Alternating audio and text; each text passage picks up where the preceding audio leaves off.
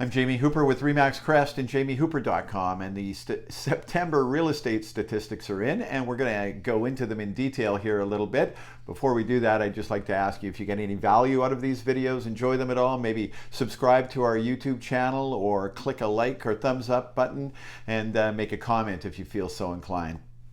As I said, the stats are in, so our sales have continued their downward trend as they have done the last 6 months or so. September statistics were off about another 10% less sales, not prices dropping, than August of this year, and they're down about 45% from last year. The cause of this is interest rates. The cost of borrowing money has increased dramatically since early in the year. We've had 4, maybe 5 interest rate increases this year, and to give you an idea of what that's meant to us, so if you took out a $500,000 mortgage back in January or February of this year, the repayment of that would have been about $2,000 a month. Now with rates rising, we are up to the neighborhood of $3,000 a month. Naturally, because of this, we're starting to see prices drop, and what's really unusual about this is we've got sellers market conditions in certain parts of the market while prices are coming down. So let's talk about how that could possibly happen. The first 3 things I want to show you are what we've spoken about many times, the 3 different types of markets we have. We have a seller's market, a balanced market, and a buyer's market. A seller's market occurs when 21% of the properties or more have sold in any given month.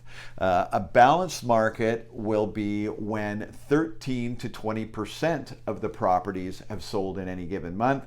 And a buyer's market, according to the real estate board, below 12% or below, you are going to have buyer's market conditions. So what does this mean?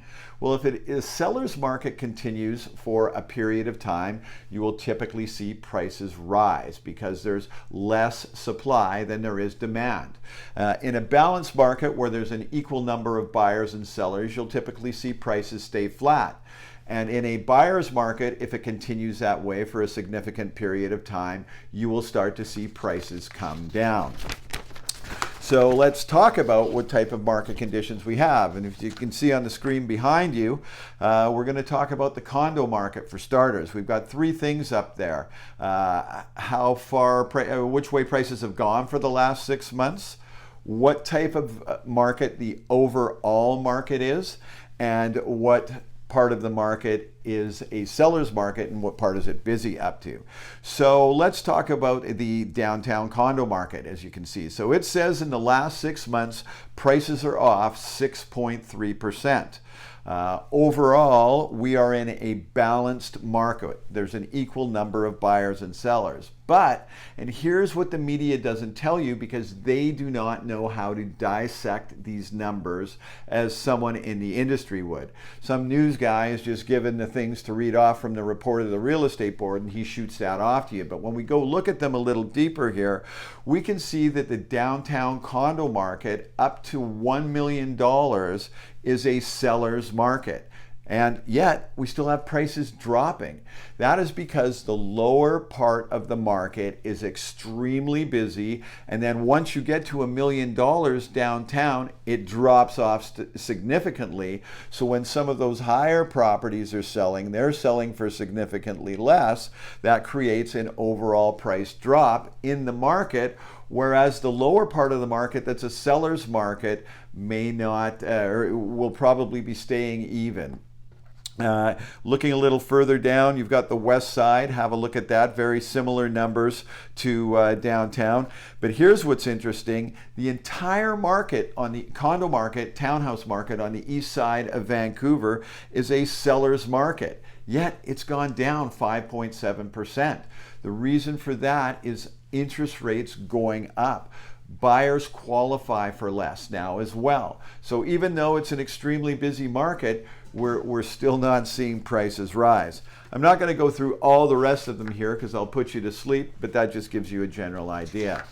Now flipping over to the next screen for the detached houses, you've got similar things going on that you don't hear about in the media. West Side detached houses, busy market up to 2.75, East Side 1.75. Ladner is a seller's market up to 1.75 million, but prices went down 12.7%.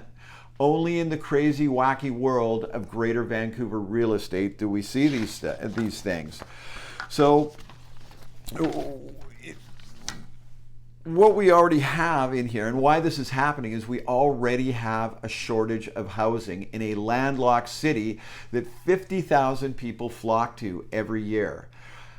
I don't think that this market would be doing nearly as well if we didn't already have that housing shortage and we didn't have so many people coming to the city every year. And I don't see anyone coming up with a long-term solution to fix that. And that's why I will always be bullish on Vancouver real estate. This market has shown in previous videos that I've done that every time there's a blip and all the naysayers say it's falling down and it's crashing and it's going to be real estate Armageddon, it always comes back. Remember, real estate is a long-term play, and this is a buying opportunity. I'm Jamie Hooper with RE/MAX Crest and jamiehooper.com. Thanks for listening to this. Don't forget to subscribe or hit a thumbs up button or make a comment if you like, and we'll be back to talk about real estate again real soon.